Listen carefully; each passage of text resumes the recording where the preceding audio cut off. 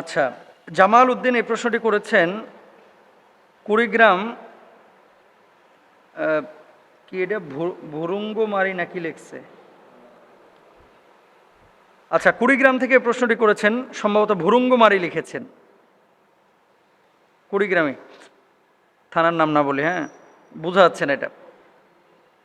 আচ্ছা, প্রশ্নটি করেছেন ভাই জামাল উদ্দিন কুড়িগ্রাম থেকে। উনি লিখেছেন, মোহতারাম, সারা পৃথিবীর বুকে ইভিল আই, শয়তানের চোখ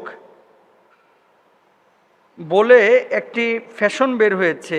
এই ফ্যাশনটা সারা পৃথিবীর বড় বড় তারকারা এখন গ্রহণ করেছে এবং বাংলাদেশ, ভারত, পাকিস্তানের অনেক গায়ক, নায়ক, নায়িকা এবং যারা যুবক যুবতী বিভিন্ন বিশ্ববিদ্যালয়ে পড়ে এরাও গ্রহণ করছে। ইভিল আই সম্পর্কে আপনার কোনো ধারণা আছে কিনা এবং এই শয়তানের চোখ সম্পর্কে ইসলামী শরিয়ার বক্তব্য কি, যদি আপনি জেনে থাকেন স্পষ্ট করে বলবেন।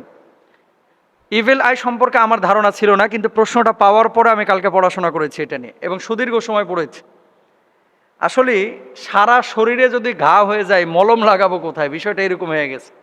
মানে একটা একটা করে নানান ধরনের নানান বিষয় আমাদের সামনে আসে।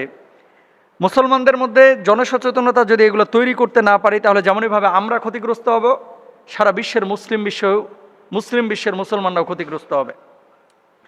ইয়াহুদি, খ্রিস্টান, নাসারা, হিন্দু বা অন্য ধর্মের অমুসলিমরা তারা শয়তানের চোখ ব্যবহার করছে বা শয়তানের কান ব্যবহার করছে, এটা নিয়ে আমাদের কোনো অনুভূতি নাই। কিন্তু কোনো মুসলমান যদি ব্যবহার করে, তখন অবশ্যই এটাকে আমাদের আলোচনায় নিয়ে আসতে হবে জনসচেতনতার জন্য। আপনি বলবেন, হুজুর ইভিল আই মানে কি? ইভিল মানে কি? শয়তান। আই মানে কি? চোখ। ইভিল আইটা কি? আপনাদেরকে একটু করে দেখি ছবিটা দেখাইতে পারি কি। ইভিল আই, আগে ছবিটা দেখেন, তারপর আমি বলতেছি জিনিসটা কি। দেখেছেন নিশ্চয়ই, এ পাশে দেখেন। আচ্ছা, বাংলাদেশেও কিছু মহিলা পাবেন যারা দেখবেন আগে কানের দুল টুল মানুষ আমাদের কালচারের সাথে, বাঙালি কালচারের সাথে যেগুলো মিল ছিল এগুলো ব্যবহার করতো। কানের দুল, নাকের ফুল, তারপর হাতের বালা।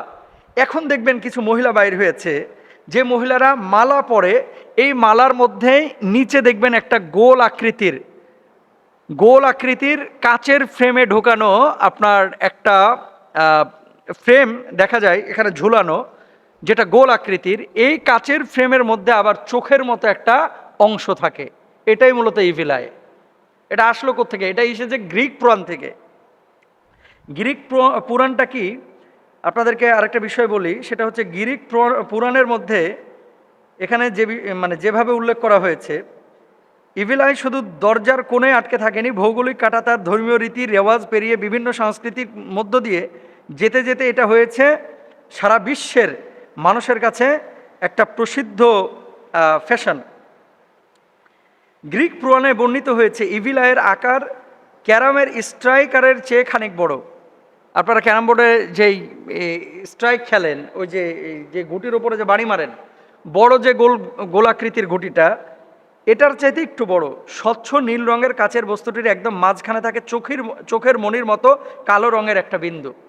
এটা আছে কোথায়? গ্রিকদের পুরাণে। বাইরেটা আকাশী নীল এবং তার পরের অংশটি সাদা। ঘন নীল অংশটির ওপর দিকে থাকে ছোট একটি ছিদ্র। সেই ছিদ্র দিয়ে গলানো হয় মোটা সুতো বা দড়ি, অনেকটা হাড়ের সঙ্গে লকেটের মতোই। ওই সুতা থেকে ঝুলতেই থাকে ইভিল আই, মানে শয়তানের চোখ। ওখান থেকে ঝুলতে থাকে শয়তানের চোখ। কেন?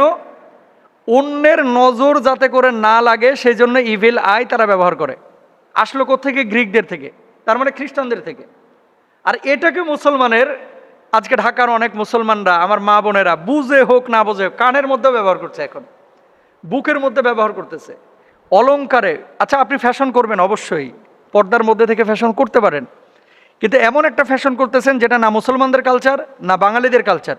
আপনার বাপদাদা কেউ করে না, অথচ আপনি করতেছেন। ইভিল আই সম্পর্কে যদি আমার মা বোনেরা এখনই সতর্ক না হন, তাহলে এই ইভিল আই হয়তো আপনাকে জাহান্নামে নেবে। কেন জাহান্নামে নেবে? কেন বলবেন? কেন? প্রশ্নটা জাগে না? মান তাশাব্বাহা বিকওমিন ফাহুয়া মিনহুম। আপনি কি ফ্যাশন করবেন, কোন প্রসাধনী ইউজ করবেন, কোনটা ব্যবহার করবেন, কোন অলংকার নেবেন, কোন কালচার অনুসরণ করবেন, এটা তো আপনি ব্যক্তিগতভাবে উদ্যোগ নেবেন না ভাই। আমার নবী রসুল আকরাম সাল্লাল্লাহু আলাইহি ওয়াসাল্লাম কি বলেছেন সে অনুপাতে সেন আপনি ব্যবহার করবেন। গ্রিক পুরাণে আছে সেটাকে আপনি গ্রহণ করলেন, ইটালির মানুষ ব্যবহার করছে সেটাকে আপনি গ্রহণ করছেন, অথচ সরাসরি ইসলামের সাথে এটা সাংঘর্ষিক, সম্পূর্ণরূপে হারাম। এমন কোনো ফ্যাশন, এমন কোনো অলংকার কোনো মুসলমান ব্যবহার করতে পারে না। আর এই যে ইভিল আই, এটা ইয়াহুদিদের ষড়যন্ত্র হতে পারে, এটা খ্রিস্টানদের ষড়যন্ত্র হতে পারে। বুঝে হোক না বুঝে হোক আমার মুসলমান যুবক যুবতী যারা এটা গ্রহণ করেছেন, আল্লাহর ওয়াস্তে এখান থেকে ফিরে আসেন, না হলে আল্লাহর আদালতে দাঁড়াইতে হবে। আপনি যদি ওই জাতিকে অনুসরণ করেন আপনার হাসর নাসর হবে তাদের সাথে। আল্লাহ তাআলা আমাদের বোঝার তৌফিক দান করুন।